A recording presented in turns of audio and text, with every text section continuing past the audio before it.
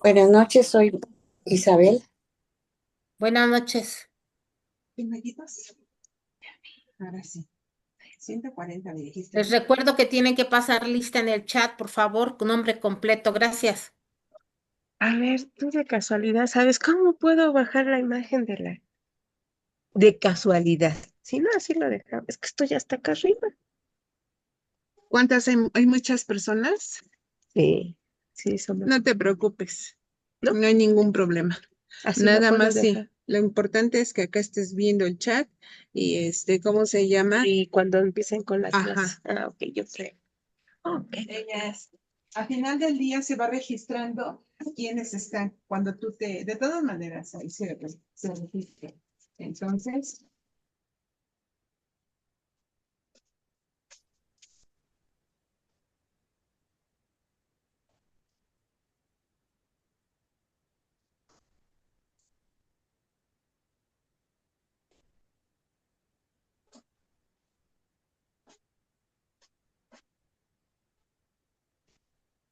no, o sea, así de repente se queda callada. Pero están pasando lista. También de repente se les va el agua. Bueno, se me cayó porque está.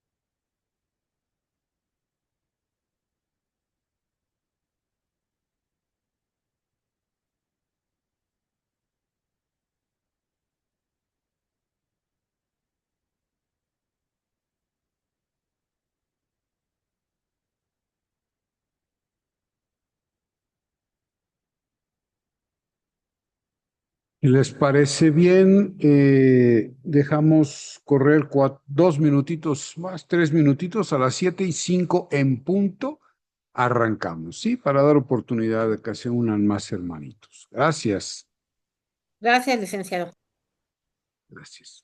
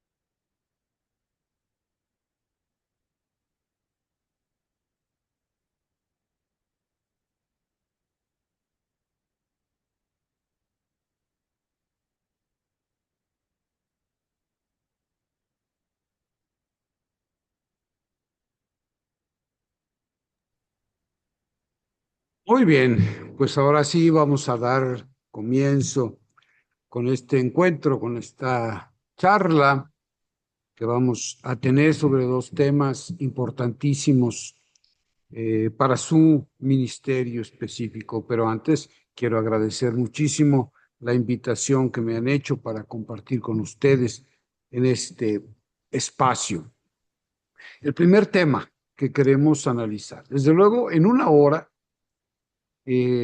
profundizar exhaustivamente sobre el tema de la enfermedad y el sufrimiento en la revelación es evidentemente muy poquito tiempo, pero vamos a tratar de entresacar las líneas fundamentales que nos permitan, sobre todo, abrir el panorama, abrir el entendimiento, las perspectivas acerca de estos temas.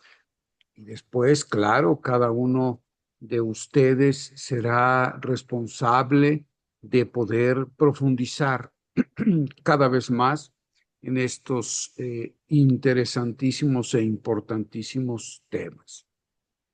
Vamos pues al tema número 9 de su manual, que es precisamente la enfermedad y el sufrimiento en la revelación. ¿Cuál es el objetivo de nuestra reflexión, de nuestro encuentro?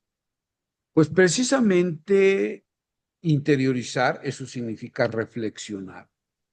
Interiorizar, no solo conocer teóricamente, sino hacernos conscientes en el interior de nuestro corazón sobre la realidad de la enfermedad y el sufrimiento en la Sagrada Escritura y el magisterio de la Iglesia. Ustedes saben perfectamente que para el católico las fuentes de la revelación de Dios, de la revelación positiva de Dios, son tres: la tradición apostólica, y dentro de esta tradición apostólica, la Sagrada Escritura y el magisterio de la Iglesia. Estas tres instancias son las que para el católico son vinculantes, normativas. Digamos que son los cauces por el que el río de la fe debe correr para no desbordarse. Los dogmas y también, desde luego, la creencia universal de la Iglesia en que estos son los espacios específicos, concretos, en los cuales Dios se revela, Dios comunica su verdad, comunica su esencia, comunica su amor, orienta al pueblo de Dios para que camine en libertad y responsabilidad por esta tierra como peregrino hacia la patria definitiva. Son estas tres instancias.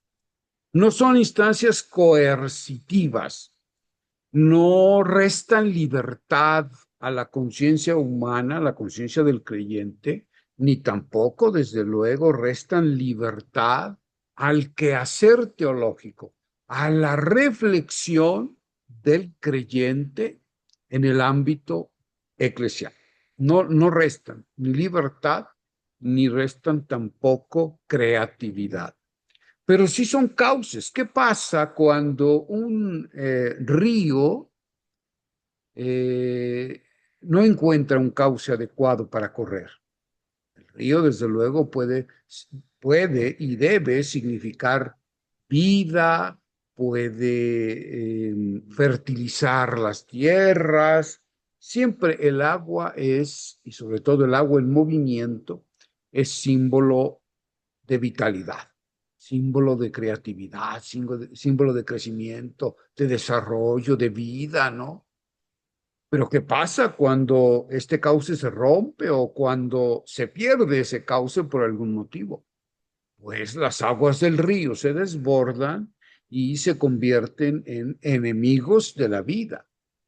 Pierden su funcionalidad, su vitalidad, inundan la tierra, las cosechas y generan desgracias en lugar de generar bendiciones, ¿no? Esto a nivel natural. Bueno, imaginen ustedes que la fe es como ese río, la gracia es como ese río, y las instancias de la revelación, la tradición apostólica, el magisterio de la Iglesia, la Sagrada Escritura, son los cauces que mantienen adecuadamente el camino de ese río para que éste inunde de vida al pueblo de Dios y al mundo entero, ¿no? Entonces nosotros vamos hoy a reflexionar sobre estas dos temáticas, la enfermedad, el dolor, el sufrimiento, en dos de esas instancias, la Sagrada Escritura y el magisterio de la Iglesia. ¿Qué dice Dios al respecto? Porque una cosa es lo que nosotros podamos pensar sobre estos temas desde nuestra sensibilidad, desde nuestra experiencia, que también es válido, debemos decirlo, pero es insuficiente. Nosotros necesitamos siempre la visión de Dios, lo que llamamos visión teológica, lo que Dios nos dice acerca de las diversas realidades, ¿no? Sobre lo que es el hombre, sobre lo que es Dios mismo, el misterio de Dios, el misterio del hombre, los caminos por los cuales el hombre debe y puede transitar para alcanzar la vida definitiva. Todo eso pertenece al ámbito de la revelación. Y es muy importante saber lo que Dios dice al respecto para poder vivir acorde a su voluntad. Y entonces queremos reflexionar sobre esto para sensibilizar y fundamentar la acción pastoral de los ministros extraordinarios de la Sagrada Comunión en su encuentro con los sufrientes y enfermos. Es decir, queremos encontrar pautas de comportamiento. Son solo eso, pautas. Desde luego, nadie está obligado a seguirlas, pero si vienen de Dios, si Dios nos está orientando y nuestra reflexión se hace desde la fe, desde la obediencia a la iglesia, desde la obediencia a la voluntad de Dios, pues estamos seguros de que tomar en consideración lo que Dios tiene que decir al respecto, pues es fundamental para nuestra vida como ministros de la Sagrada Comunión, ¿no? Entonces, es el objetivo de nuestra charla, de nuestro encuentro, de este primer tema. Yo les recomiendo mucho que en un ambiente de oración, no lo vamos a hacer aquí, pero sí quiero proponerles que en ambiente de oración dediquen un momentito a orar con este bellísimo salmo, el Salmo 147, específicamente con los versículos 3 a 7 y 10 a 11. No lo lean así, nada más como si se tratara de un texto informativo, ¿no? No, medítenlo, léanlo en ambiente de oración. Pongan ante el Señor este texto para que Él les suscite cosas en el corazón. Y seguramente esas cosas serán un complemento muy adecuado para nuestra charla de este tema. Queremos reflexionar precisamente sobre el fundamento bíblico del sufrimiento humano.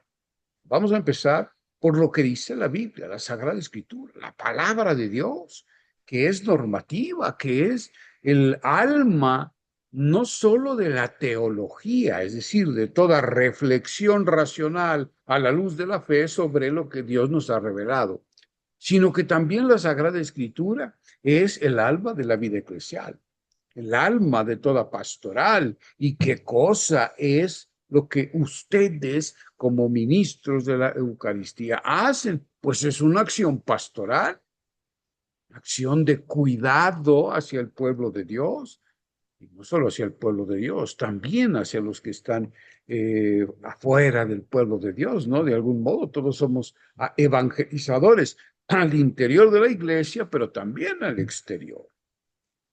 Y entonces es necesario que fundamentemos todo ministerio eclesial, sea un ministerio instituido, sea un ministerio reconocido, sea cualquier servicio que hagamos en la iglesia, tiene que estar fundamentado en la Sagrada Escritura. No solo a nivel teórico, sino también a nivel práctico, digamos, a nivel de la praxis, del hacer, del quehacer del servicio eclesial, ¿no? Y entonces, bueno, pues vamos a partir de la Sagrada Escritura. ¿Qué nos dice sobre el sufrimiento humano? Sobre el dolor, el sufrimiento y la enfermedad, que son cosas distintas, ¿eh? No es lo mismo dolor que sufrimiento. Y desde luego la enfermedad está íntimamente relacionada, pero debemos reflexionar sobre ella de manera independiente. ¿Qué dice Dios entonces en su revelación acerca de estos temas? ¿Es el sufrimiento y la enfermedad humana un castigo de Dios? Todavía hay hoy quien piensa que Dios castiga, manda enfermedades, pues para castigar a quien no ha cumplido con su voluntad. Hay quienes de manera más matizadita piensan que Dios no es que envíe las enfermedades como un castigo, sino que Dios permite el mal y la enfermedad, pues para obtener algún beneficio. Pero vamos hoy a preguntarnos, vamos hoy a cuestionarnos un poquito estas creencias. La Sagrada Escritura creo que nos puede aportar otra visión de la realidad del mal, de la enfermedad, del dolor y del sufrimiento. También tendremos que preguntarnos, ¿es el sufrimiento contrario a la felicidad? Hay quien piensa que la felicidad es un estado de vida en el que a la persona no le hace falta absolutamente nada y por lo tanto no tiene ningún tipo de padecimiento, ningún tipo de dolor. Entonces podríamos preguntarnos, ¿es el dolor contrario a la felicidad? Y luego otra pregunta aparte, porque acabo de decir que el sufrimiento y el dolor son cosas distintas. Entonces, primero preguntarnos, ¿es el dolor contrario a la felicidad? Si yo tengo dolor, si algo me duele, ¿no puedo ser feliz? ¿O bien es el sufrimiento contrario a la felicidad? Entonces, primero tendremos que aclarar cuál es la diferencia entre dolor y sufrimiento y tratar de responder a estas preguntas. Primero, la diferencia entre dolor y sufrimiento. El dolor es una realidad natural en la vida humana. El dolor a la Biblia, los escritores bíblicos, pues, y por lo tanto, en el fondo, a Dios mismo, el dolor no le resulta de vital importancia. ¿Por qué? Porque se asume que el dolor es parte de la vida humana. Podemos esto entenderlo fácilmente con un ejemplo de la vida cotidiana. Nos empieza a doler una muela. Nos duele de repente. Oye, los dolores de muela son terribles, ¿verdad que sí? Bueno, nos duele una muela. Oye, nos tomamos una pastilla, porque inmediatamente buscamos cómo erradicar el dolor, cómo paliar el dolor, cómo calmar ese dolor. Y entonces nos tomamos una pastilla. Y bueno, pues que pase ese dolor. Y pensamos, bueno, pues fue simplemente algo momentáneo, sin importancia, ¿no? Y entonces dejamos pasar. Y luego, de repente, viene un dolor más fuerte, ¿no? O sea, pasa el tiempo, nos fuimos al médico y luego nos duele más fuerte todavía. Y entonces sí, ya no se nos quita ni con la pastilla más poderosa que tengamos, ¿verdad? No se nos quita ese dolor. Y entonces tenemos que ir al médico. Y entonces, pues el médico determina, ¿verdad? Pues ya llegó usted demasiado tarde, ya no hay nada que hacer, la muela está despedazada, pues hay que extraerla. Y ya está, se perdió la muela. Muy importante cada una de las piezas dentales para la salud del ser humano, ¿eh? No valoramos suficiente lo que significa en el ecosistema de salud un molar, una pieza dental. No la valoramos. Entonces ya la perdimos. ¿Por qué la perdimos? Porque no hicimos caso a un aviso de nuestro cuerpo.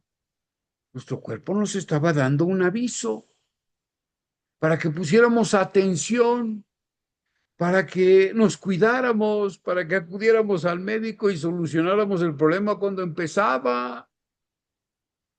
El dolor es siempre un aliado de la persona, siempre, cuando se le interpreta adecuadamente. No como una desgracia, sino como algo que nos ayuda. Mi propio cuerpo que me está avisando, cuídate, No estás prestando suficiente atención a tu organismo. Un niñito que está allí con su mamá en la cocina, y pues ya ven que los niños son curiosos, ¿no? Y entonces pues, le llama la atención la estufa que se ha quedado prendida, donde se está cociendo el puchero, ¿verdad? Y ve la flamita y al niño le llama la atención. Y pues en un descuido de la mami, pues mete el dedito y se quema. Y inmediatamente retira el dedito y llora, ¿verdad? Le dolió muchísimo.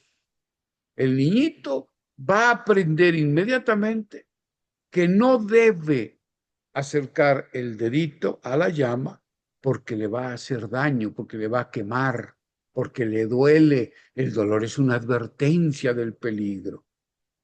Entonces el dolor no es malo. Claro, hay muchos tipos de dolor. Estoy hablando de simplemente dolor físico, pero hay todo tipo de dolor. Se nos muere un ser muy querido.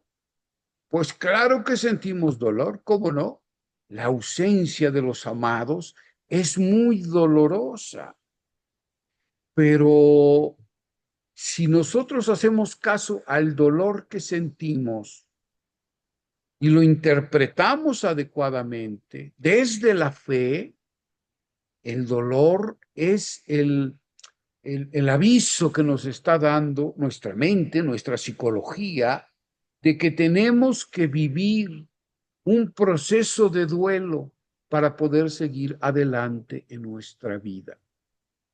Y claro, la fe nos ayuda muchísimo en este proceso de superación del dolor, del duelo, de la pérdida, ¿no?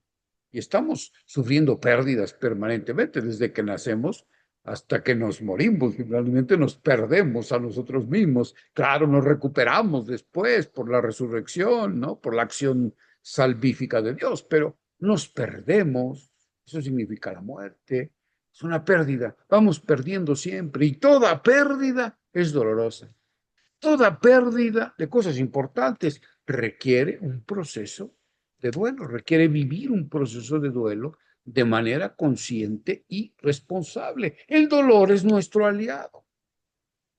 En todos sentidos, esto es el dolor físico, el dolor psicológico, el dolor moral, el dolor que sentimos cuando lastimamos a alguien que amamos y nos sentimos mal, tenemos remordimiento, sentimos que tenemos que hacer algo, sentimos culpa.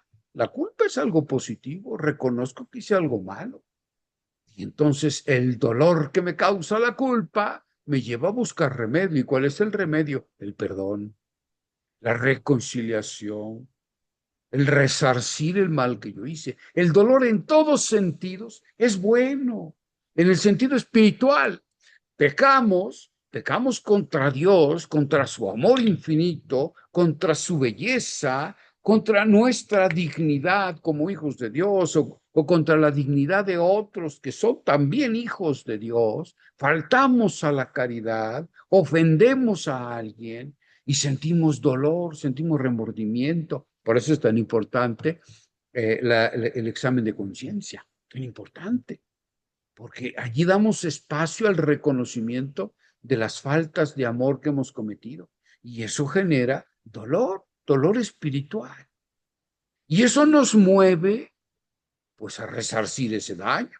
Y vamos entonces inmediatamente, le pedimos perdón a Dios en primer lugar, y vamos y nos reconciliamos, ¿no? Por eso tenemos ese hermosísimo sacramento de la reconciliación, donde Cristo mismo nos acoge con su misericordia infinita y nos reconcilia con su Padre. Pero también vamos para tratar de resarcir el daño al hermano al que ofendimos, si ese es el caso, ¿no? En fin, hacemos lo necesario y nos mueve el dolor, nos mueve el dolor. El dolor es positivo, siempre es positivo. Entonces el dolor no le causa problema a Dios. En la Biblia por eso no se habla de ese dolor, se habla de otra cosa, que eso sí que interesa a Dios. Se habla del sufrimiento, que es muy distinto. El sufrimiento es fruto del pecado. La muerte física, por ejemplo, la muerte biológica. La muerte biológica es un proceso natural. Desde que nacemos, empezamos a morir de a poquito. Desde el primer minuto que vivimos, ya tenemos un minuto menos de vida. Nos estamos acercando a la muerte. La muerte forma parte de la vida. La muerte no es algo que nos llega de repente desde lejos. No, eso es. Quien nos haya metido esa idea en la cabecita, nos metió una idea bien equivocada. Por eso incluso San Francisco de Asís la llamaba hermana muerte, no personificando desde luego, ¿no? Con esta cosa absurda de la Santa Muerte y esas creencias paganas que nada tienen que ver con la fe cristiana católica. No, no, de manera simbólica, hermana muerte, porque la muerte es parte de la vida. La muerte es parte de la vida. Tenemos que aprender a vivir con hondura para poder aprender a vivir la propia muerte, incluso con gozo. Eso forma parte del proceso de la santidad, del discipulado, de la configuración en Cristo. Pero ¿qué sucede con el pecado? El pecado deforma el ser del hombre, la visión del hombre.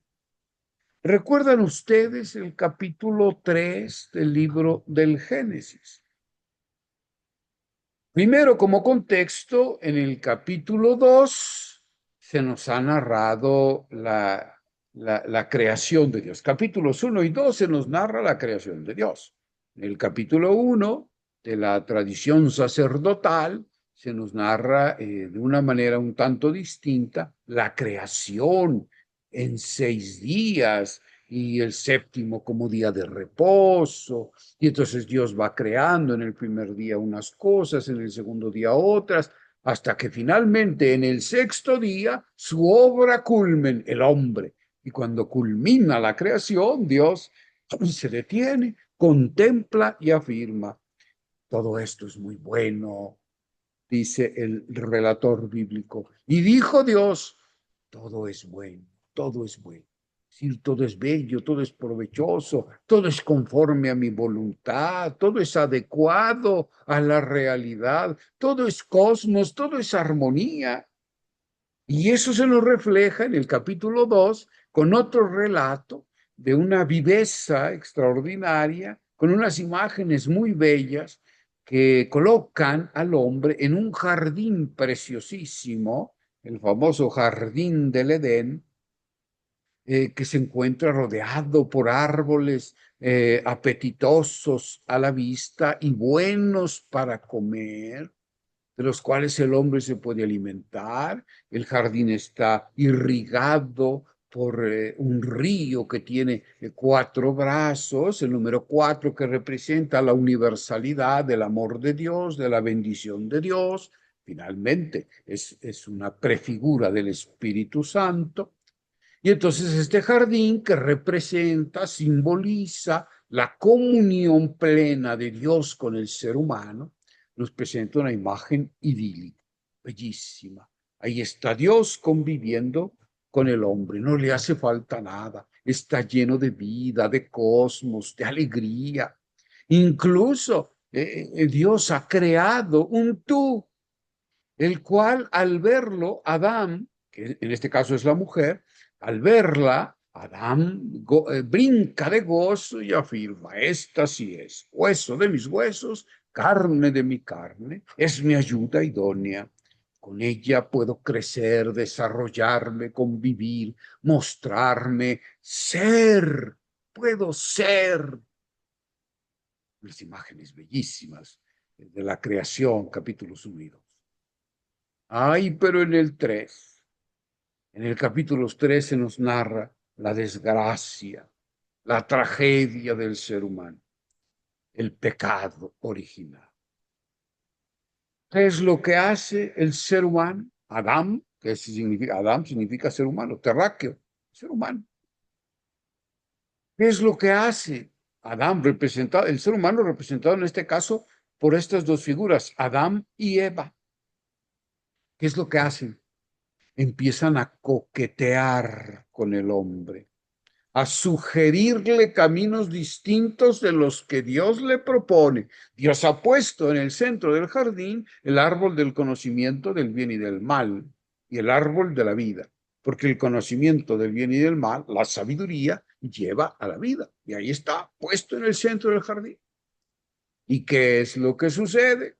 Le dice Dios, no comas del fruto de este árbol, es decir, no pretendas ser tú aquel que detenta la sabiduría, porque la sabiduría es un don que yo te quiero otorgar, pero has de recibirlo, has de recibirlo. ¿A través de qué? De la palabra. Y la palabra requiere escucha, requiere una actitud de acogida, de receptividad, no de apropiación. Por eso Dios le dice, no te quieras comer el fruto, no te quieras apropiar de la sabiduría. Tendrás que aprenderla de mí, de mi palabra. Yo te la voy a ir comunicando. Pero el hombre no quiere eso. El hombre no quiere reconocer que es criatura. La serpiente esta, que representa precisamente a las criaturas, el texto mismo lo dice. La serpiente era la más astuta de las criaturas hechas por Dios. Y en el texto hebreo, la serpiente no representa al Satanás, ni al diablo, ni nada por el estilo. Eso fue una relectura muy posterior de los cristianos. Pero en el texto original, en el Pentateuco, en el Génesis, la serpiente representa solo a las criaturas que dialogan. Las criaturas tienen voz, no literalmente, desde luego, pero tienen un modo de comunicarse específico con el hombre, se proponen al hombre como camino de realización, se proponen. Y cuando el hombre empieza a escuchar una voz que no es la de Dios y la empieza a entronizar en su corazón, de tal modo que desplaza la palabra que debiera estar en el centro de la vida humana, entonces ocurre la tragedia. Todo se empieza a deformar, todo se empieza a destruir, comienza a existir una espiral de violencia, de destrucción. Y el capítulo 3 nos narra simbólicamente lo que está sucediendo en el interior del hombre, en el interior del hombre. Y como consecuencia eso tiene un impacto en el exterior, claro. ¿Qué es lo primero que pasa? Fíjense ustedes. En el jardín, Dios paseaba a la hora de la brisa para encontrarse con su amado que es el ser humano. La hora de la brisa, que así dice el Génesis, efectivamente es una hora, no sé si hoy, ahora con los cambios climáticos, pues no sabría decirles, hace tiempo que no voy por aquellas tierras, pero durante muchísimos siglos, efectivamente, a las 4 de la tarde, que los hebreos llaman la hora de la brisa, corría por la Palestina un viento fresco muy rico que invitaba al encuentro, invitaba al descanso. Era la hora en la que se encontraban los novios, se encontraban los esposos, se encontraban los amigos para compartir. Era la hora de sacar los dátiles, era la hora de sacar las copas de vino y de partir, de partir. Por eso el vino también llegó a simbolizar el amor. El amor, qué curioso. Espérenme tantito porque ya se me adelantó esta cosa, todavía no. Entonces, esto que sucedía, que era el pleno diálogo, la comunión amorosa entre Dios y el hombre, con el pecado se rompe. En el momento en que el hombre desoye la voz de Dios, ya no le presta oídos a esa voz, no la hace suya, no la convierte en el criterio fundamental de su existencia, entonces empieza esta disolución de su ser. Fíjense, primero la relación con Dios. El hombre se esconde. El hombre empieza a tener miedo de Dios. Dios le pregunta, pero, ¿por qué te ocultas? ¿Por qué te has puesto esos vestidos? ¿Quién te dijo que estabas? Es que tuve miedo, escuché tus pasos y tuve miedo. Ya Dios no es el Padre amoroso, ya Dios no es el amante tierno, ya no es la fuente de la alegría y de la paz, de la armonía. Ya Dios es visto por el hombre como una amenaza para su vida. Se rompe la imagen de Dios. Y eso es lo que da pie para todo lo demás. Inmediatamente que el hombre ya no sabe quién es Dios, inmediatamente ve que el otro, el tú, aquel por el que daba gritos de gozo, se ha convertido en su enemigo. Cuando Dios le pregunta, ¿pero has comido el fruto que te dije que no comiera? La mujer que me diste me dio de comer y yo comí. Es de lo que está diciendo Adán, yo no soy responsable de nada. Y la responsable es esta compañera. Y además, en el fondo, pues tú eres el culpable, porque tú me la diste. ¿Para qué me la das? Claro, el pecado hace, en primer lugar, renegar de la propia responsabilidad. Nos vuelve sujetos que culpabilizan a todos los demás de lo que le pasa y no se da cuenta de su propia culpa. Se deforma totalmente la imagen que se tiene del tú. Ya no es un hermano, ya es un enemigo que amenaza mi vida. Horrible. Y después el hombre ya no se conoce a sí mismo. Si no conoce a Dios, pues no sabe que el otro es su hermano y mucho menos va a saber que él es hijo. Ya no se reconoce como hijo. Se reconoce pues como un forastero, como un extraño. Dios es un extraño para él, pero él es un extraño para Dios. Esa es la percepción que tiene el hombre. El hombre que siente que Dios no está en su vida. No está. Y a veces es mejor que no esté, piensa el hombre, porque dice, pues es una amenaza para mí, mejor que me deje en paz, que se mantenga lejos, allá en sus cielos. Y el otro, el hermano, pues mira, lo uso, ya no es mi hermano, ¿verdad? Es mi enemigo. Entonces es un objeto al cual yo puedo disponer de él en la medida en que me sirva y cuando no me sirva, lo tiro a la basura. Pues esa es la ideología que hoy vivimos en nuestra sociedad, perdónenme ustedes, una sociedad que cada vez más propugna por el ateísmo, una sociedad que cada vez más propugna por el individualismo y una sociedad que aliena, es decir, una sociedad que impide que el hombre se conozca a profundidad. A través de diversas ideologías lo aliena. Eso significa alienar a alguien que ya no sabe lo que es verdad. El hombre contemporáneo ya no sabe lo que es verdad y lo que es mentira. Parece que todo fuera verdad, lo que es lo mismo a que no hay una verdad, ¿verdad? Si todas las cosas son verdad, pues entonces no, realmente no hay una verdad. Y lo peor de todo, se oculta la mentira, porque parece que todo se disfraza de verdad. Una verdad absurda. Eso lo vivimos hoy en nuestra sociedad. Y finalmente, pues el hombre también se aliena con respecto al medio ambiente. Ya no es esa tierra maravillosa en la que los árboles le ofertan al hombre gratuitamente y sin esfuerzo su fruto, su ser delicioso, su ser bueno. Ya no. La vida se torna insoportable, se torna un valle de lágrimas, una tierra árida, llena de abrojos, a la que hay que arrancar con el sudor de la frente el alimento.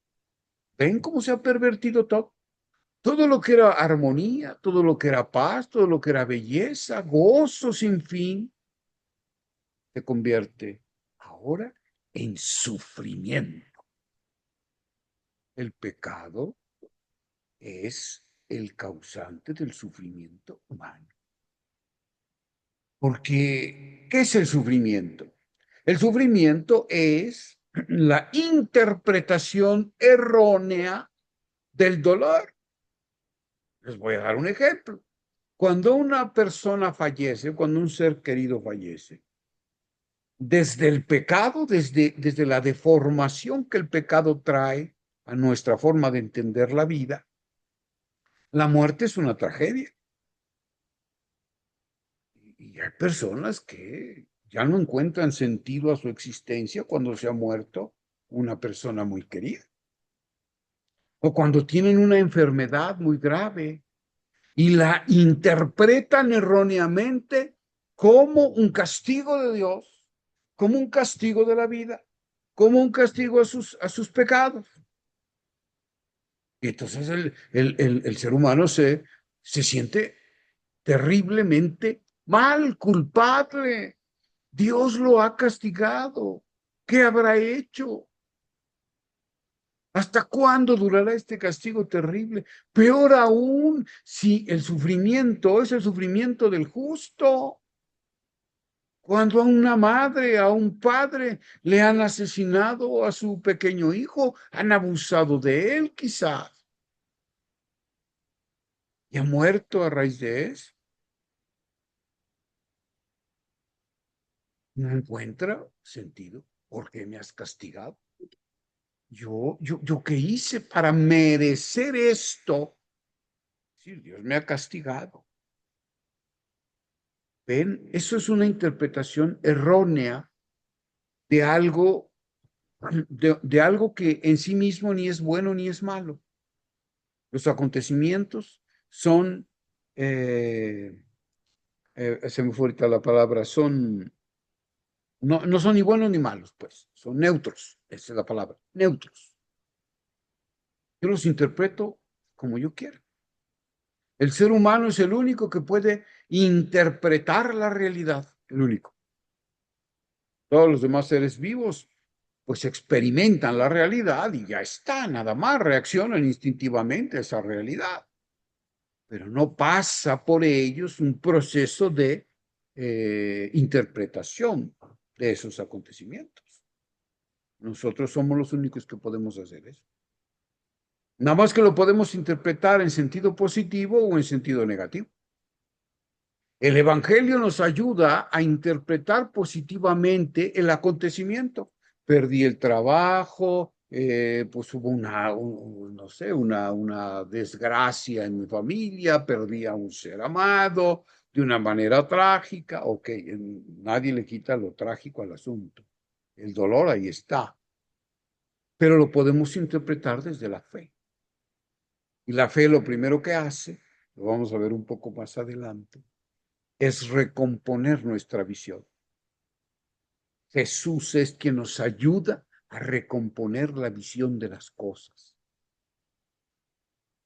Entonces tenemos que diferenciar. Cuando nosotros vamos al encuentro de un hermanito que está sufriendo, que está enfermo o que está encarcelado, por algo no puede acudir a la celebración eucarística, por algún motivo. Y generalmente ese motivo, pues es un impedimento que le causa dolor. Pues tenemos que ayudar a ese hermanito a descubrir que su dolor puede ser interpretado desde la fe, desde Dios, desde un Dios amoroso, desde un Dios que siempre está acompañando, desde un Dios que nos ha dado su espíritu para que podamos superar cualquier adversidad, encontrar el sentido, sumarlo, adherirlo, entregárselo a Dios para que Él mismo lo asuma en su propio dolor salvífico y convierta incluso nuestro dolor en una herramienta de salvación. Esa es una interpretación que podemos hacer. O podemos podemos sumirnos en la interpretación negativa. Ay, Dios me castiga. Ay, me lo merezco. Ay, ¿qué habré hecho? Pierde el sentido toda la existencia. Y entonces, bueno, pues eso se convierte en sufrimiento. Precisamente Cristo vino a erradicar el sufrimiento de la vida humana a través de la buena noticia de que su Padre es bueno, ama a todos por igual, que no castiga. Demos un pasito adelante. Entonces, afirmemos, Dios no es el causante del mal. Eso es lo primero que le tiene que quedar claro a nuestro enfermito o a nuestro destinatario, nuestro interlocutor, ¿no? En nuestra misión como meses. Tiene que quedarle muy claro eso. Nosotros te venimos a traer la buena noticia de un Dios que no ha causado tu mal, pero que está contigo en ese mal y que te va a ayudar a superar, a trascender ese mal. De una u otra manera. A sembrar ese germen de esperanza indestructible, esa fe inamovible. Ese es el mejor servicio que podemos hacerle a nuestro enfermito. Para eso le llevamos a Jesús. Pues ¿a quién le llevamos? Pues a Jesús, ¿no es cierto? El autor de la vida. El evangelio viviente, a Jesús sacramentado, a ese le llevamos. Pues tenemos que anunciarle a ese Jesús. A ese Jesús que nos ha enseñado que Dios no es el causante de su mal ni de su enfermedad, que no lo está castigando. Eso genera en el enfermo, créanmelo ustedes, una paz enorme. Y incluso a nivel, esto las neurociencias nos lo han demostrado suficientemente, un discurso propositivo, que sería el Evangelio, un discurso positivo que reinterpreta el dolor desde otras categorías, genera en la anatomía y en la fisiología cerebral cambios importantísimos que no solo reconfortan a la persona, sino que son capaces de generar procesos curativos. En ese sentido, la fe sana, por eso la gente sana cuando tiene fe, por eso. No es magia barata. Es tratar de que las personas se abran a la persona liberadora de Jesús.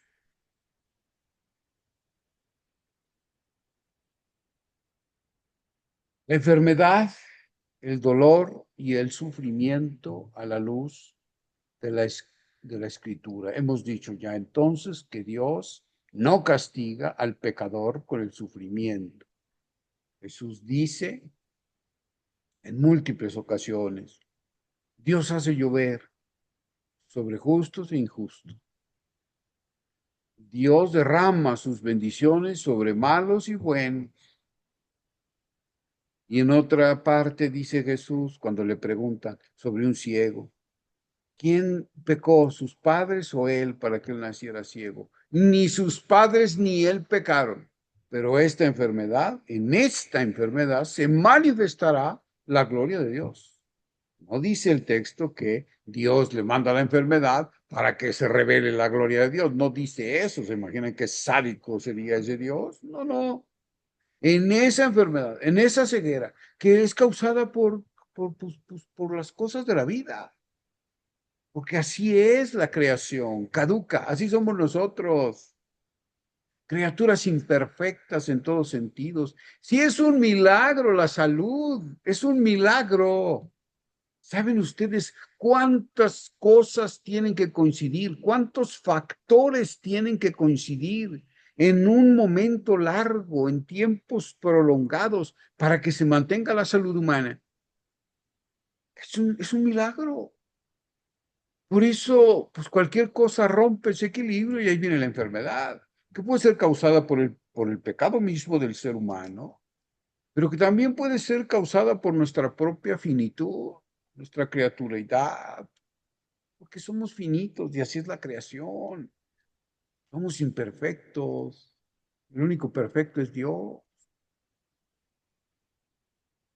Entonces, No, Dios no castiga al pecador con el sufrimiento. Idea clave que tiene que ir asumiendo poco a poco el enfermito para iniciar o procesos de sanación física o procesos de sanación psicológica y espiritual. ¿Qué dice la Biblia sobre la enfermedad? ¿Por qué la Biblia habla tanto de las enfermedades? Las enfermedades son vistas, además de, claro, como cuestiones físicas que ocurren, pero como les digo yo, pues eso no es lo que le importa tanto al escritor bíblico o a Dios mismo, sino más bien el carácter simbólico que puede tener esa enfermedad. Los evangelios, y bueno, no solo los evangelios, en la Sagrada Escritura en general, las enfermedades son utilizadas con carácter simbólico. Les voy a dar ejemplos. La ceguera. La ceguera simboliza siempre la incapacidad de comprender, porque es incapacidad de ver, pero el ver significa en la Biblia comprender.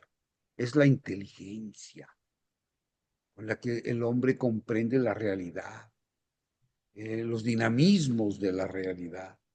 Y a nivel espiritual, la ceguera es la incapacidad de comprender el anuncio de Jesús, así de sencillo. Lo que anuncia Jesús, para muchos es incomprensible. No cabe en su cabecita. ¿Cómo puede ser que la pobreza sea una bienaventuranza? ¿Cómo puede ser que perdonar al enemigo nos vaya a hacer felices y vaya a acabar con el mal? Cuando la realidad objetiva, según las personas, según lo que se ve, pues más bien lo que ocasiona es cuando alguien abusa, lo que pasa cuando alguien abusa y el otro se deja, pues es generar todavía más violencia, ¿no es cierto? Más abuso. Entonces, ¿cómo puede ser que perdonar al que te hizo un daño, ponerle la otra mejilla, pueda ser algo propositivo, algo liberador? No se entiende. Ceguera, dice la Biblia, ceguera. Y Jesús es aquel que nos va a enseñar cómo salir de esa ceguera. Nos va a curar de esa ceguera.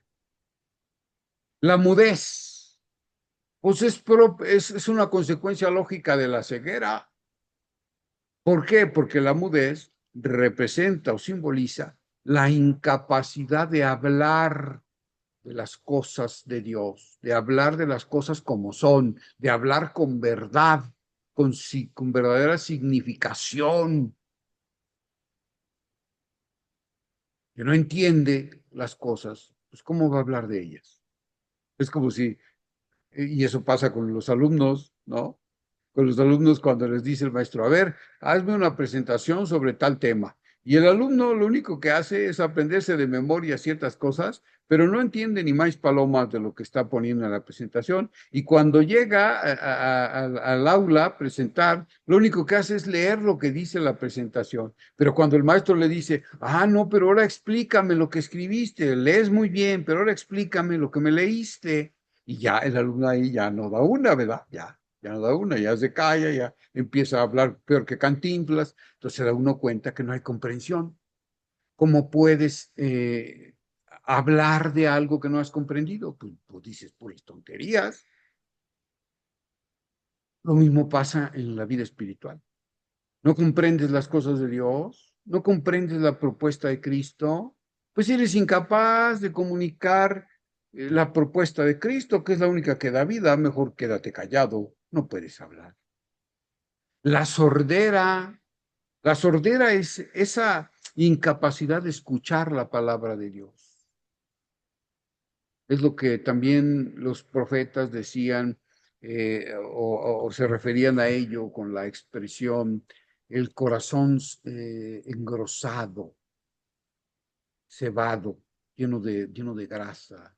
Esa era la imagen un tanto extraña, pero se referían a la incomprensión del pueblo, a la obcecación del pueblo de no querer comprender, vivir las enseñanzas de Dios, la alianza. Pues aquí la sordera en el Nuevo Testamento es la incapacidad de escuchar la palabra liberadora de Jesús y ponerla por obra. Por eso la parálisis, porque la parálisis es símbolo de la incapacidad de caminar como hombres libres, como hombres plenos, como hombres realizados, como auténticos humanos. La parálisis simboliza eso. Fíjense cómo todas las enfermedades están ligadas. Y finalmente, la lepra, pues sí, además de ser la enfermedad, pues que todos conocemos como lepra, pero la lepra era más bien, tenía un carácter, pues era lepra cualquier cosa, o sea, le salía sarpullido a una persona, al adolescente que estaba lleno de barros, pues ya tenía lepra, o a cualquier persona que por alguna cuestión, muchas veces el estrés terrible, la angustia, provoca erupciones en la piel, afecciones en la piel, dermatitis, inflamación de la piel, etcétera. Bueno, pues eso que era considerado lepra. Y entonces la lepra, pues dado que todos pensaban que era contagiosa, pues la lepra hacía que se excluyera a las personas de la sociedad, de los grupos humanos, de la familia, y se les arrojaba ya fuera de las murallas de Jerusalén. Y ya acaso se les ponía su cencerro, y entonces ellos tenían que ponérselo para que todo el mundo cuando oía el cencerro, pues se alejara y no se contaminara. Y en la noche nada más bajaban a darle la comida y los desperdicios de la comida, y los leprosos bajaban de las montañas para alimentarse. Era terrible esa enfermedad. La exclusión hace referencia a la exclusión. El hombre que es ciego, que es mudo, que es sordo, que es paralítico, se autoexcluye de la sociedad, se autoexcluye, rompe la comunión con los demás. Interesante, itinerario simbólico de las enfermedades. Tenemos de algún modo nosotros que ayudar a las personitas, a nuestros destinatarios, a descubrir que la Biblia tiene una riqueza importantísima que aportarnos para descubrir cuál es el sentido de la enfermedad y de qué manera nosotros podemos buscar, aun cuando estemos enfermos, impedidos en una camita, buscar trascender a través de la vivencia de la palabra. Es importantísimo en nuestro quehacer. Las curaciones son siempre signos de la presencia real del reinado de Dios. Por eso Jesús se pasó curando enfermos, porque la gente conocía el simbolismo de las enfermedades. No quiere decir que Jesús no curara enfermos realmente, pero los curaba no mágicamente, los curaba a través de hacerlos sentir personas dignas, personas valiosas ante Dios, personas valiosas en sí mismas. Jesús les devolvía la fe en sí mismos, la fe en los demás, la fe en Dios. Les hacía ver la vida de un modo totalmente distinto. Y eso empezaba a generar procesos de sanación. Por eso Jesús siempre dice a los que cura, tu fe te ha salvado, se haga como has creído, tu fe. Pone el acento en la fe de la persona. Jesús nunca se muestra como un taumaturgo cualquiera que con poderes exteriores a la persona y mágicamente cura las enfermedades. No era ese el modo de actuar de Jesús.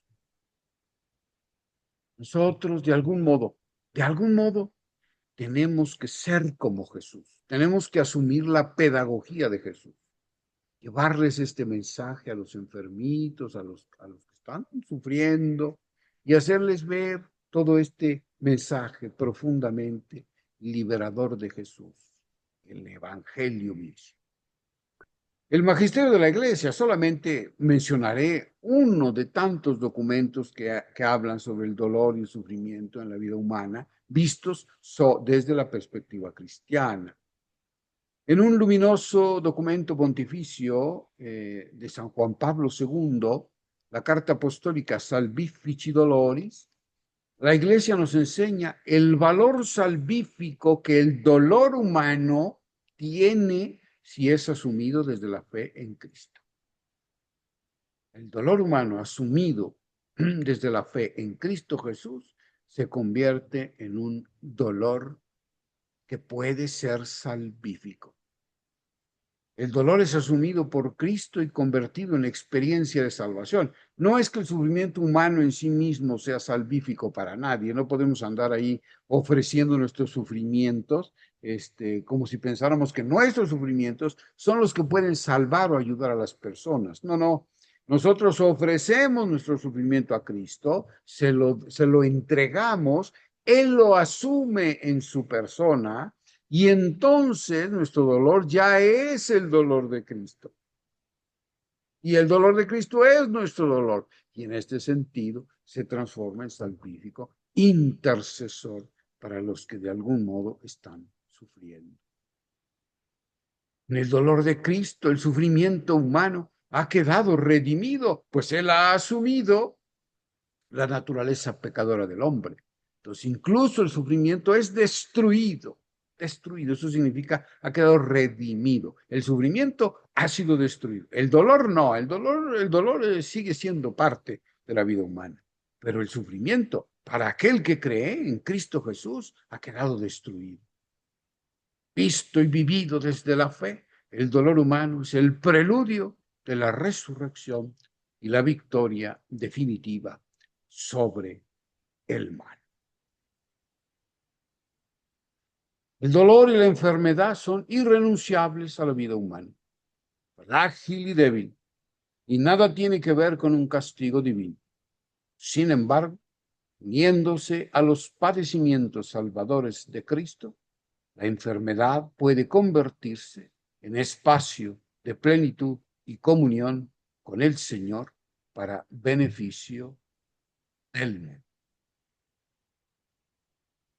Unas pautitas que les proponemos para asimilar de mejor manera este tema. No se trata de que las respondan aquí, ni mucho menos. Ustedes las responderán y ya David les hará saber de qué manera se la deben entregar. Primera pauta. Hay que recordar una enfermedad, dolor o sufrimiento que hayas experimentado tú o personas cercanas a ti. ¿Cuál es tu reacción? ¿Cuál ha sido tu reacción? ¿Pudiste vivirla desde la fe?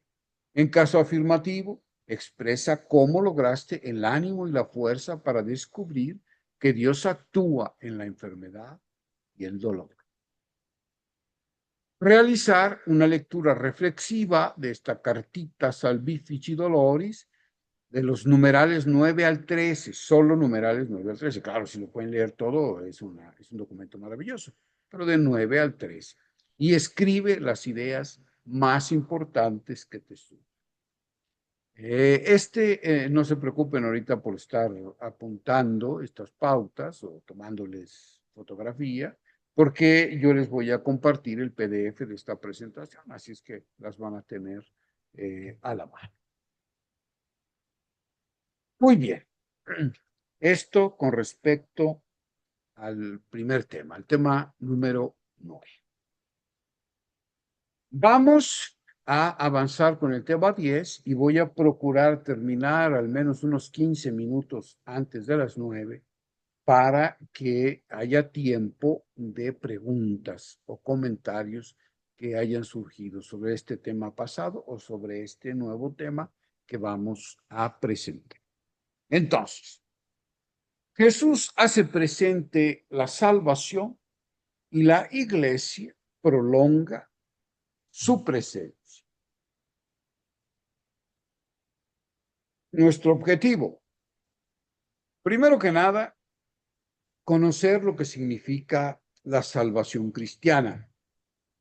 Pareciera que todo el mundo entiende lo que es la salvación, pero más vale quitar algunos presupuestos erróneos que solemos tener y que no nos permiten entender en toda su hondura el concepto de la salvación. Entonces vamos a conocer lo que significa la salvación cristiana desde la Sagrada Escritura, sus características, la manera en que Jesús comunicó esa salvación a los seres humanos y cómo la iglesia continúa la obra salvadora de Jesús en el mundo de hoy, que es lo que nosotros hacemos, todos, meses, cólitos, maestros, quien sea. ¿Qué hacemos? Continuar la obra salvadora de Jesús. Es importantísimo también el tema. Muy bien.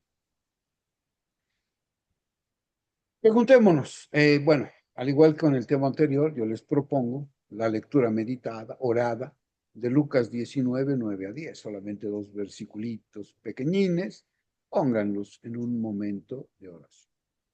Y vamos a hablar sobre lo que es la salvación y lo que es la identidad misionera de la iglesia.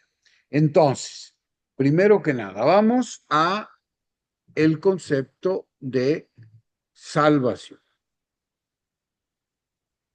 Para Jesús, su obsesión, aquello que le motivó, que le movió, que fue lo único que él quiso en la vida, hacia lo que dirigió todas sus fuerzas, toda su energía, toda su sapiencia, todo su amor, fue el reino de Dios. El reino de Dios fue el mensaje central de Jesús de Nazaret. Todo lo que Jesús dijo, todo lo que Jesús enseñó, tuvo que ver con el reino de Dios. Todo lo demás son explicitaciones de ese reino, sus parábolas, sus diatribas, sus enseñanzas, sus milagros, todo lo que hizo y dijo tenía que ver con el reino de Dios. Es más, todas sus obras, o lo que hizo, se vio explicitado por aquello que dijo, se vio ejemplificado, explicado. Jesús hacía algo y luego daba una enseñanza. Es decir, eso que hacía era como un ejemplo concreto de eso que él enseñaba. Y eso que él enseñaba y eso que él vivía no era otra cosa que el reino de Dios en sus diversas facetas. Y el reino de Dios, lo primero que trae, la primera experiencia, la primera consecuencia que trae a la vida humana es la salvación. La salvación. La salvación no es simplemente un momento puntual en el que Dios nos rescata justo antes de que estuviéramos a punto de caer en los apretados infiernos. No es eso la salvación. Al menos no es solo eso. La salvación humana es algo integral, es algo holístico. El ser humano está conformado por diversas dimensiones. Es un ser unitario el ser humano, según la antropología bíblica. Es un ser unitario, conformado por diversas dimensiones. La dimensión espiritual, la dimensión corporal, la dimensión psicológica también, la dimensión biológica, claro que sí, la dimensión física, la dimensión anímica, en fin, tiene muchas dimensiones la persona humana. Bueno, la salvación tiene que ver con todas esas dimensiones. Salvación significa lo mismo exactamente que salud. Pudiéramos decir que es lo mismo decir que Jesús salva, y de hecho su nombre significa Yahvé salva. Yehoshua era el nombre de Jesús, Yehoshua o Yeshua, según sea hebreo o arameo. Bueno, su nombre significa Yahvé salva. Pero pudiéramos decir que también se puede decir perfectamente Yahvé sana.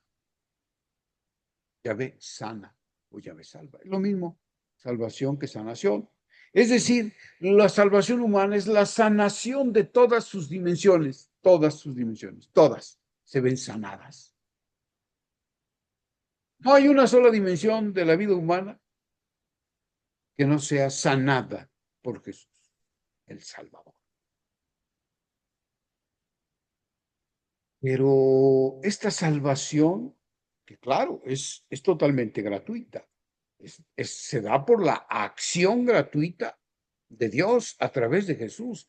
Es pura gracia la salvación, claro que sí. La total plenitud humana finalmente es gracia, pero también es respuesta a la gracia. También lo es. La salvación no puede darse si el hombre no se empeña en acoger esa gracia, y acogerla significa vivirla, hacerla suya, empezar a vivir de tal modo que su vida sea como la de Cristo, como la de Jesús. Eso se llama configuración en Cristo. Eso así se llama, configuración en Cristo. Mientras más te configuras en Cristo, es decir, más vas pensando como Él, más vas viviendo como Él, más vas sintiendo como Él, todo tu ser va sanando, va sanando, va sanando, va sanando. Es la consecuencia, ¿eh? Acoger a Jesús tiene como consecuencia ser sanado en todas las dimensiones de tu persona.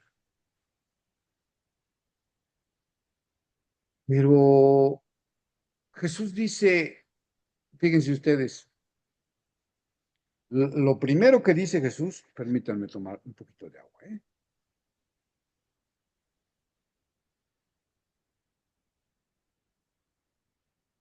En el Evangelio de Marcos, que es el primer evangelio en ser escrito, más o menos por allí de mediados o fines de los años 60 del primer siglo, claro, es el primer evangelio que se escribió. Y en ese primer evangelio que se escribió, aparecen, en el capítulo 1, aparecen las primeras palabras dichas por Jesús. Imagínense ustedes la importancia que tiene esto. Esas palabras se conocen como el discurso programático de Jesús, que son apenas 2 versículos. ¿Qué dicen esas palabras? El reino de Dios, el mensaje central de Jesús, el reino de Dios se ha hecho cercano, está ya al alcance de la mano. El tiempo se ha llenado hasta los bordes, se ha cumplido, se desparrama la gracia, no hay nada más que esperar del futuro, nada. El tiempo es hoy, el tiempo de la salvación es hoy, el tiempo de la salud es hoy, el tiempo de la felicidad es hoy, estés en las condiciones en las que estés. Estás allí enfermito, postrado en una cama, es tiempo de tu salvación. Gozas de cabal salud, es tiempo de tu salvación, porque siempre hay áreas en las cuales tienes que ser salvado. Siempre es tiempo de salvación, siempre. Pues el tiempo se ha cumplido, ya. Hace 2000 años, en Jesús, ya se cumplió. Llevamos 2000 años y todavía no nos creemos eso, y la gente sigue esperando que un día venga Jesús para hacer felices a las personas. No, pues hemos entendido muy mal lo que dice Jesús. Entonces, el reino se ha hecho cercano, el tiempo se ha llenado hasta los bordes, pero esto requiere una respuesta por parte del hombre. Las 2 primeras cosas, pues son pura gracia.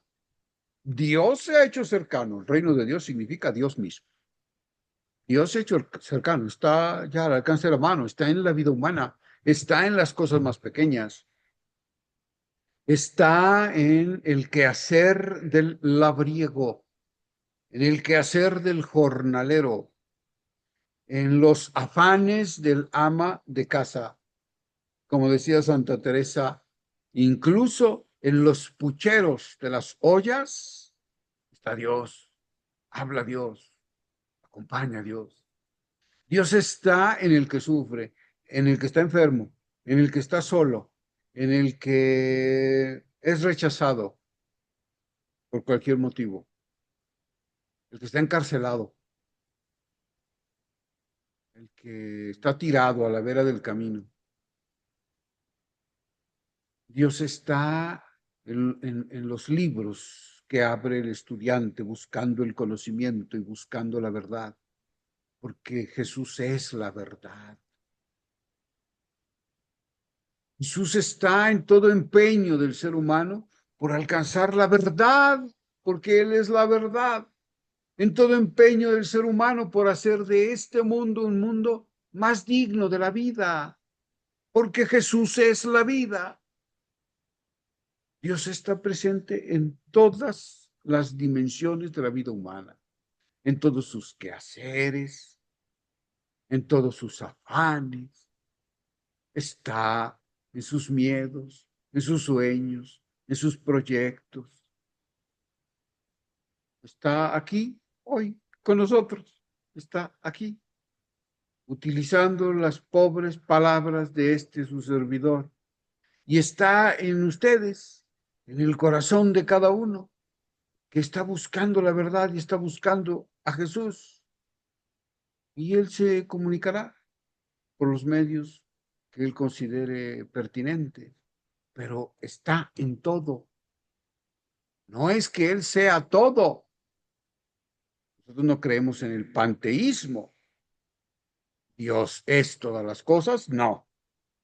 Pero sí que creemos en el teísmo, es decir, Dios está en todas las cosas. Es bien diferente. Muy bien, entonces,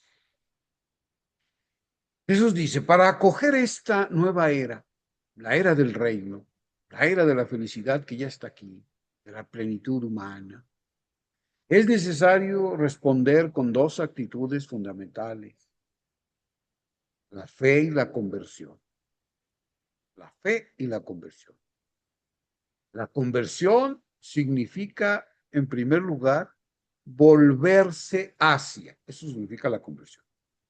Es decir, Jesús asume que nosotros como seres humanos vamos por un camino errado. Dios está por un lado y nosotros caminamos hacia otro. De hecho, el pecado, ¿cómo se define? El pecado se define como el errar en el blanco, el dirigir nuestra vida hacia un blanco que no es Dios. Eso es el pecado. Y de allí surgen todos los pecados que ustedes se puedan imaginar. Cuando el hombre desvía la direccionalidad de su vida, que debiera estar dirigido hacia Jesús, hacia Dios, la desvía y se va hacia cualquier otra realidad, no importa cuál sea.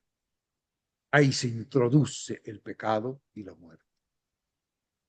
Conversión significa voltearse hacia, cambiar de rumbo cuando tú vas por la calle y de repente alguien te grita a tus espaldas, Jorge, tú te detienes inmediatamente y volteas. Eso es conversión. Voltear hacia Dios y de allí empezar a caminar hacia Él. Eso es conversión. Pero para convertirte necesitas cambiar de mentalidad. Necesitas empezar a pensar como Jesús. Necesitas empezar a asumir los valores de Jesús, las opciones de Jesús. Y a poco empiezas a asumir su manera, su forma de sentir. No solo de pensar, de enjuiciar la realidad, sino también de sentir. Empiezas a manejar tus emociones como las manejó Jesús. Es bellísimo este proceso de la configuración en Cristo, de la conversión.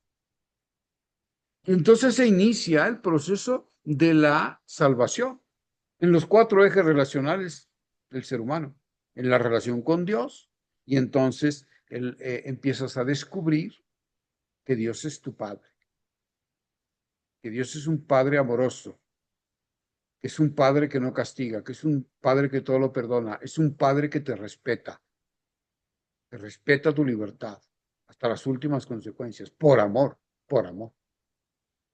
Es un Dios que te espera permanentemente, que está allí atisbando en el horizonte a ver si ya regresas de una vez por todas, ya que le has pedido tu herencia, ¿verdad? En vida, le has dicho no quiero nada que ver contigo y te has ido a tierra lejana a dilapidar tu herencia. Y Él está ahí, siempre pendiente de que tú regreses.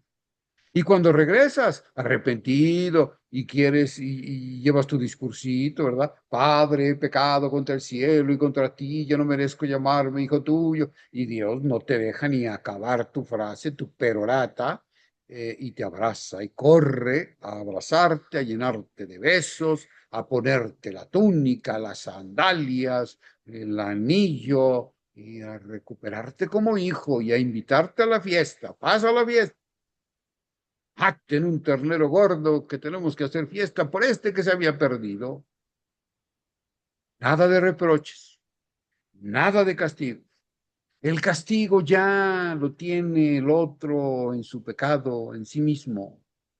Sus opciones le han llevado a querer incluso pasar hambres y querer comerse las algarrobas con que se alimentaban a los puercos, dice el Evangelio de Lucas en su bellísima parábola del llamado hijo pródigo.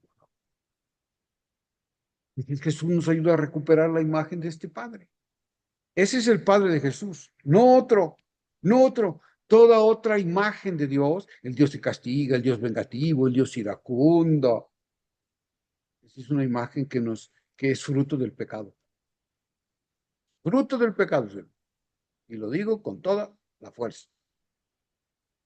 El único Padre de Jesús es el que Él nos reveló, es el único. Y entonces esto sana la relación con Dios. ¿Quién no quiere, por el amor de Dios, relacionarse con ese Dios? Con ese Dios amoroso, tierno, lleno de misericordia, de compasión, que me acompaña, que es tierno, que está conmigo, que me ayuda, que me empodera, que me consuela. Pues ¿quién no quiere relacionarse con ese Dios? Todos queremos. Te sana la relación con Dios y entonces inmediatamente tú buscas profundizar tu relación con Dios. Pero inmediatamente que descubres quién es Dios, realmente, entonces descubres que el otro es tu hermano. La fe siempre tiene un componente horizontal. Siempre te lleva al encuentro con el otro. No hay relación con Dios si no hay relación con el otro. No la hay. Por eso Dios le pregunta inmediatamente al primer fratricida de la historia: ¿dónde está tu hermano? ¿Qué has hecho? El hermano, el fratricida le responde: ¿qué acaso soy yo guarda de mi hermano? ¿Acaso yo tenía que estar vigilando su vida? ¿A mí qué me importa mi hermano? Que descubre quién es Dios, descubre que los otros son sus hermanos y que tiene que vivir la fraternidad como una categoría fundamental para poder relacionarse con Dios. Por eso Jesús le dice, ¿se acuerdan? En el Evangelio, a esos que van ahí a llevar su ofrenda, ¿no? Al culto. Y les dice, si tienes algo contra tu hermano o tu hermano tiene algo contra ti, primero ve y reconcíliate con tu hermano y luego ven y ofreces tu ofrenda. No seas hipócrita. Tu ofrenda no es aceptable a Dios si hay rencor, rencilla, distanciamiento de tu hermano. No hay relación con Dios si no hay fraternidad, si no hay perdón. Descubres al otro inmediatamente como tu hermano. Porque el Padre es Padre de todos, no es solo Padre tuyo. Inmediatamente descubres la realidad de la fraternidad. Cuando descubres la paternidad de Dios, descubres la fraternidad. Están sanados dos ejes: la relación con Dios, la relación con el tú. Pero inmediatamente tú te descubres también como hijo, pues todo va junto con pegado. Si descubres a Dios como Padre, pues tú te descubres como hijo y descubres a los otros como tus hermanos. Y el misterio más profundo de la vida humana, del ser humano, su identidad más profunda es ser hijo de Dios. Por eso este mensaje también tiene que ser llevado a nuestros enfermitos. Tiene que ser llevado. Dios te sana en todos estos niveles. Tienes que descubrir quién es Dios. Tienes que descubrir quién es el otro. Tienes que descubrir quién eres tú. Tu belleza, tu dignidad. Porque eres hijo de Dios, porque Él te ama. ¿Cómo eres? ¿Cómo eres? Sin importar nada. Te ama. Locamente, locamente. Eres bello, eres hermoso, eres bella, eres hermosa. Para Él. No importa lo que los demás digan. Eso no importa. Eso sana la relación contigo mismo, porque te empiezas a conocer y te empiezas a aceptar. Ay, pues si Dios me ama como soy, ¿por qué yo no me voy a aceptar como soy? Y me conozco y sé que tengo defectos y sé que tengo virtudes y que muchos de esos defectos pues me hacen daño y entonces quiero cambiar. Y entonces empiezas un proceso de desarrollo personal que va del autoconocimiento, pasando por la autoaceptación, por el amor a sí mismo, por la posesión de sí mismo, la libertad total y absoluta. Ya los demás no determinan quién soy ni a dónde me dirijo, solo Dios determina eso. Entonces me libero, una cosa maravillosa. Y entonces soy capaz de entregarme a los otros, porque ya me poseo a mí mismo y entonces puedo entregarme a los otros. Es una chulada esto. La relación con el cosmos también se mejora. Claro que sí, si empiezas a descubrir que el cosmos también de algún modo tiene una relación indefectible contigo, que no es algo accidental, que Dios te ha creado desde el principio como Adán, como terráqueo. Y entonces te identificas con ese cosmos. Empiezas a cuidar ese cosmos, esa carta encíclica maravillosa del Papa Francisco sobre el cuidado de la casa común. Léanla, por favor. Un legado maravilloso del Papa Francisco. Cuidado de la casa común. La tierra es tu casa. Y siempre será tu casa. Por cierto, déjame decirte, la resurrección no significa que te vas a ir a un mundo extraño y etéreo llamado cielo. No, la resurrección significa que también tu cosmos, que también tu naturaleza, que también la tierra será redimida, será resucitada, será transformada. Tú siempre serás cuerpo, tú siempre serás terráqueo, la Jerusalén celestial. Jesús crea un cielo nuevo y una tierra nueva, donde habitarás por siempre. Cosmos lo recuperas, lo cuidas. Lo amas, claro, lo amas. Te preocupas por él.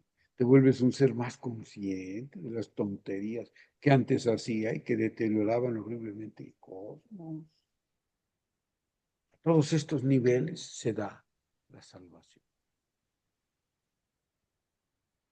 Vamos más adelante. Ahora, ¿qué papel ocupa la iglesia? ¿Cuál es la identidad de la iglesia en toda esta salvación que trae Jesús? Vamos a reflexionar brevemente sobre estos 4 puntos de la iglesia. Primero, cuerpo de Cristo.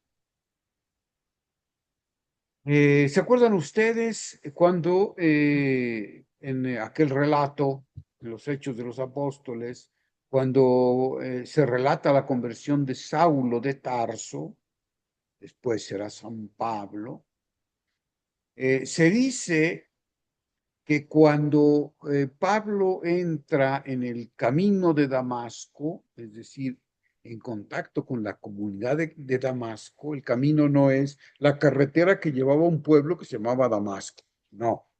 En la Sagrada Escritura, en el Nuevo Testamento, cuando se habla de camino, se habla de la comunidad. La comunidad cristiana se hacía llamar los del camino o los santos del camino, pero siempre que se habla de camino se refiere a la comunidad, al discipulado, a un grupo de discípulos que viven en comunidad, pues. Entonces Pablo se encuentra con esta comunidad de Damasco y allí tienen un encuentro con Cristo. Y Cristo le dice es algo muy, muy curioso, muy importante. Le dice, ¿por qué me persigues, Saulo, Saulo? ¿Por qué me persigues? ¿Por qué me persigues? Saulo, pues se ha de haber quedado de a 6, ¿verdad? Porque pues, Saulo perseguía a los cristianos, no perseguía a Cristo, nunca lo conoció. ¿Qué significa eso?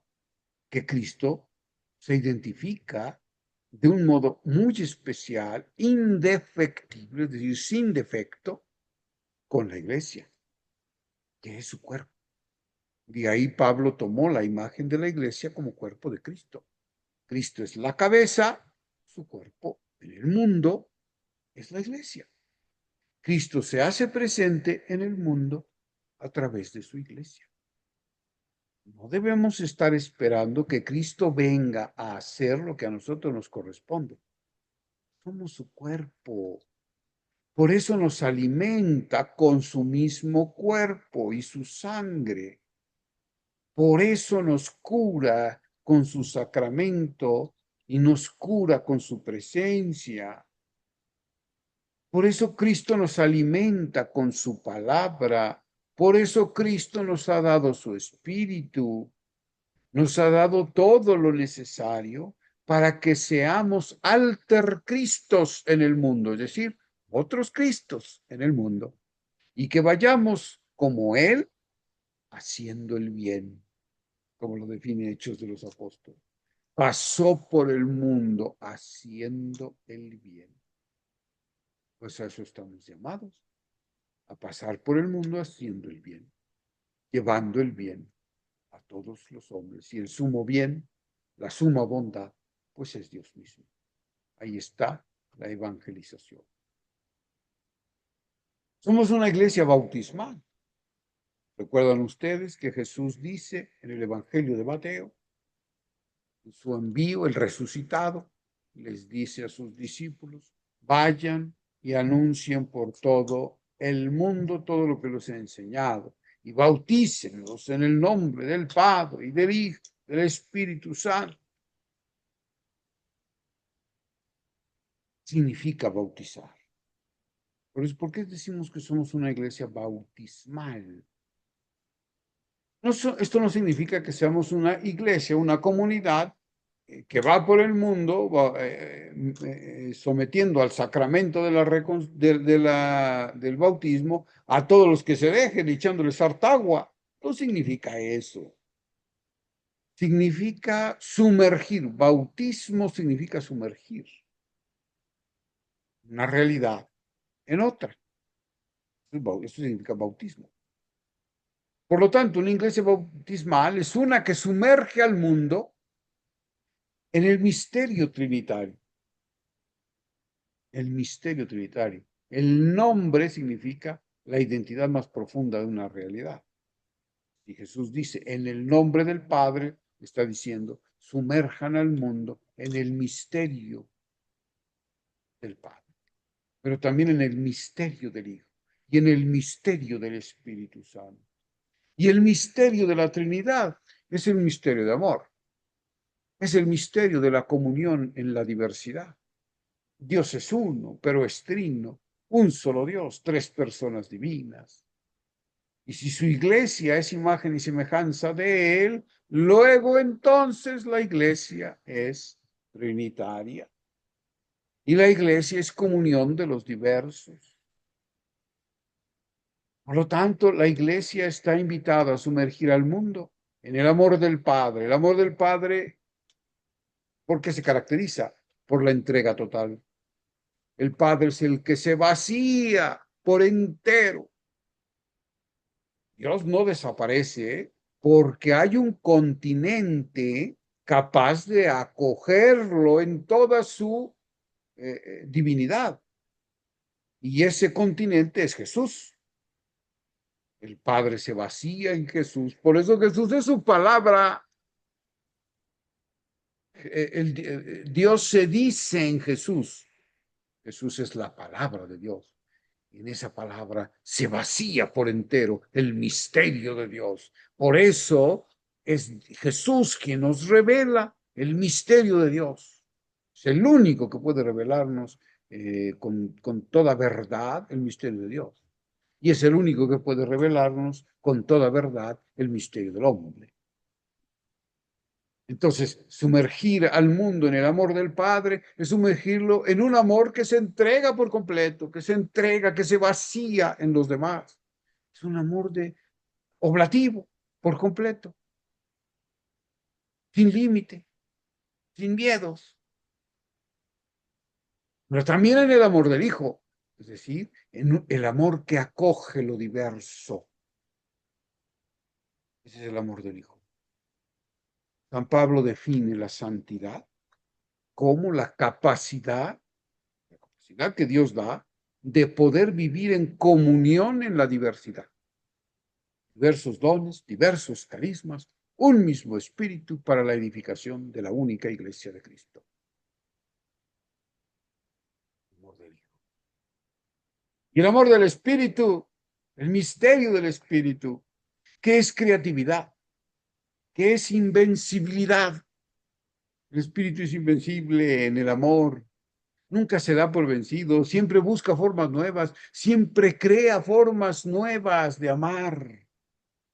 Donde parece que ya no hay caminos, Él abre caminos. Solo es cuestión de decirle que sí. Él abre caminos. Crea realidades nuevas. Hay que amar con el amor del Espíritu. Nunca decir no, nunca darse por vencidos. Siempre estar llenos de esperanza. Es un mensaje que tenemos que llevar. Imagínense qué imagen, qué mensaje tan hermoso tenemos para comunicar a nuestros enfermitos, que muchos de ellos están perdiendo la esperanza. Iglesia reconciliadora. Pues sí, la iglesia ha sido enviada por Jesús para reconciliar al mundo con su Padre, pero también para que unos y otros se reconcilien entre sí. La iglesia tiene que ser fermento que laude la masa de la reconciliación. Es lo que le dice a su iglesia, a su comunidad, ¿no? Amaos los unos a los otros como yo os he amado. Y ese amor implica el perdón, el soportarse los unos a los otros, acoger con amor y empatía la diversidad, escucharse mutuamente. Eso significa ser iglesia reconciliadora. Iglesia liberadora, finalmente. Una iglesia que lleve el mensaje de liberación de toda alienación, de toda esclavitud. Y aún un enfermito que está postrado en cama, que no puede moverse físicamente, puede ser liberado mentalmente, espiritualmente, para que recorra los caminos en libertad. Siempre podemos liberarnos de toda esclavitud. Salvación que Cristo ha traído a los hombres es una experiencia de libertad, de plenitud en todas las dimensiones relacionales de la vida.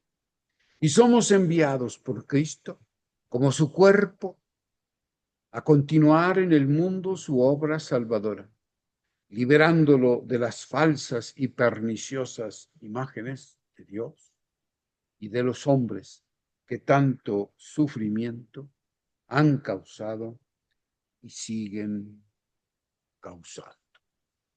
Como pautas de asimilación les proponemos estas dos. Expresa con tus propias palabras lo que significa la salvación, con tus propias palabras. ¿Y cómo has experimentado la salvación en los 4 ejes relacionales de los que habla el tema? La relación con Dios, la relación con los demás, la relación contigo mismo, la relación con el cosmos. ¿Y qué hace falta que Dios salve en esas áreas de tu vida?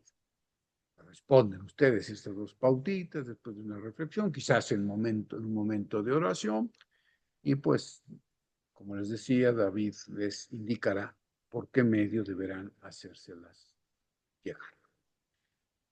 Muy bien, pues yo agradezco mucho, termino aquí pues la exposición y ahora quisiera dejar un poquito de tiempo, tenemos pues 15 minutitos, por si tienen ustedes preguntas, por si tienen comentarios. Gracias ahí por los aplausos y las manitas que andan ahí apareciendo. Muchas gracias.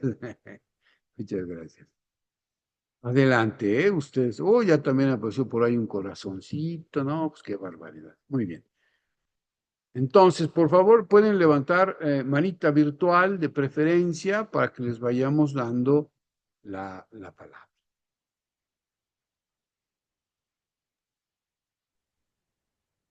Ah, bueno, pues aquí hago una corrección. Gracias, María Clara. Pero hago una corrección. Yo no soy sacerdote, soy laico. ¿Eh? Estoy encargado de la dimensión de Biblia de la Arquidiócesis de México, pero no soy sacerdote, no soy presbítero. No es como aclaración, por si las moscas. Ok, por ahí mi manita de Lidia Hernández, me parece que alcancé a ver.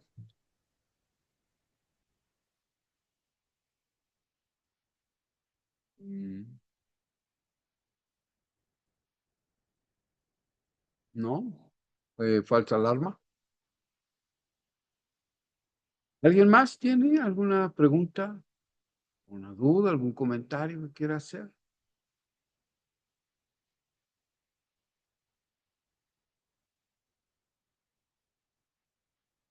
¿No? Oscar, adelante, Oscar. Sí, buenas noches. Digo, nada Muy más buena. para, buenas noches. Nada más, no tanto precisar, sino para ver si me quedó claro esta diferencia entre Salvador. Digo, estaba tomando nota o notas y yo entendí que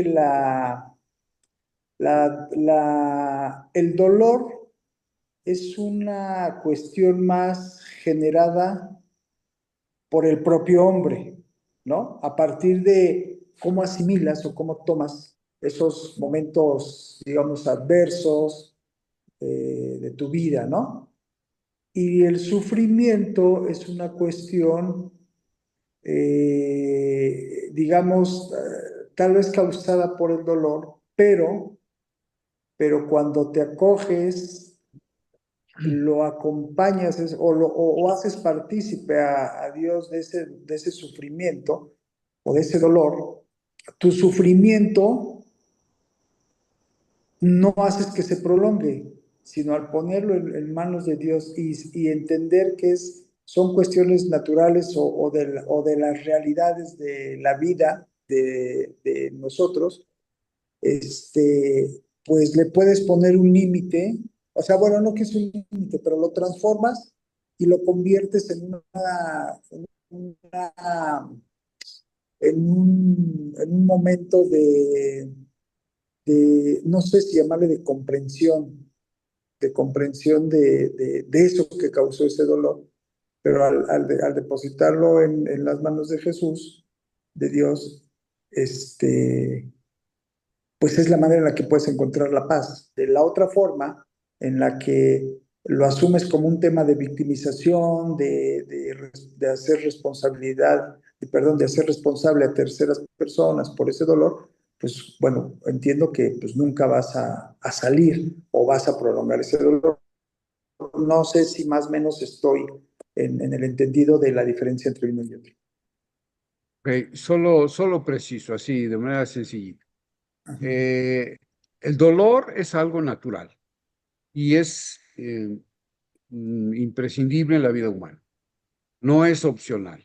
El dolor es algo que estará presente en nuestra vida siempre, a todos los niveles.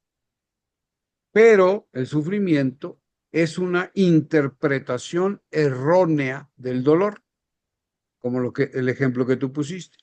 O sea, se muere una persona muy querida mía, yo no lo veo como algo natural y propio de la vida, sino que lo veo como una desgracia que es fruto de mi pecado y que por eso Dios me castigó, eso introduce un sufrimiento en mi vida que no es necesario, que no debe estar ahí.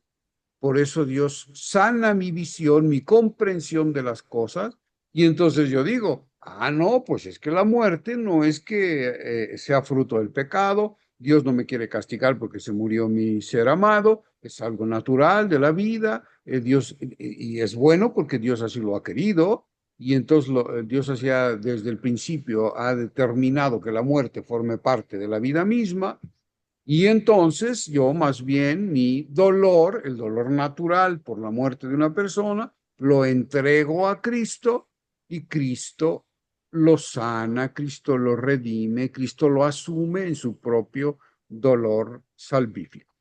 Es un ejemplo así como muy Ok. concretito y como muy ideal, digámoslo así, ¿no? ¿Vale?